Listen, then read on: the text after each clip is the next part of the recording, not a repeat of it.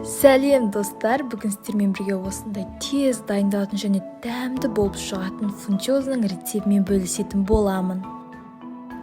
Ең алдымен бізге фунчозы қажет. Мен осындай фунчозыны қолдандым. Фунчозымызды ыдысқа салып, қайнап тұрған ыстық суды үстіне құямыз. Су фунчозының үстінен шығып тұруы қажет.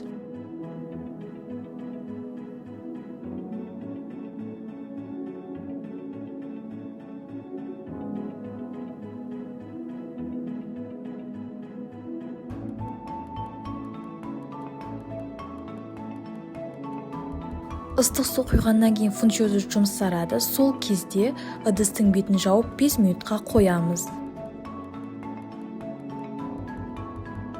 5 минут өткеннен кейін ыдысымызды ашып, фунчозымызды араластырамыз.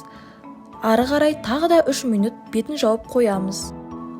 Енді толықтай жұмсарған фунчозымызды судан бөлек сүзіп аламыз.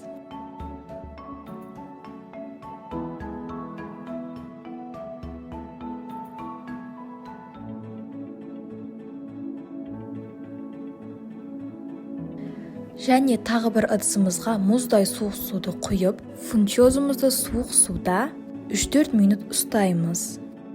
Ары қарай тағы да фунчозымызды суық судан сүзіп аламыз.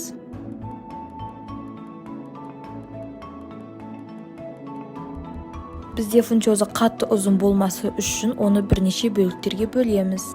Енді қызып тұрған майымызға ұсақтап туралған бір сәбізімізді сәбіз жұмсарғанша қуырып аламыз.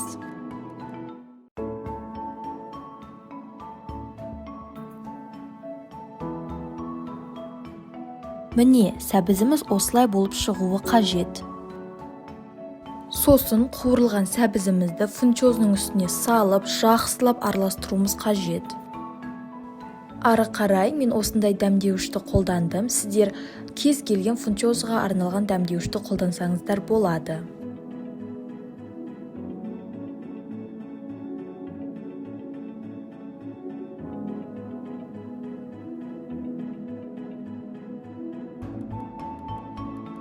Ары қарай 4-5 ас қасық шау құямыз.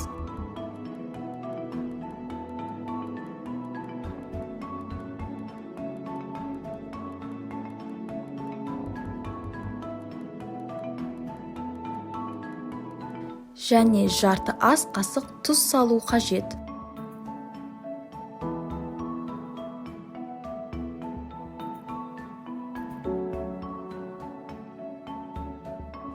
Енді барлығын жақсылап араластырамыз.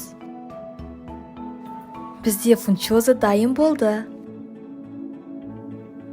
Салат өте дәмді болып шықты. Міндетті түрде дайындап көріңіз және менің YouTube каналыма тіркелуді ұмытпаңыз. Келесі кездескенше сау болыңыздар.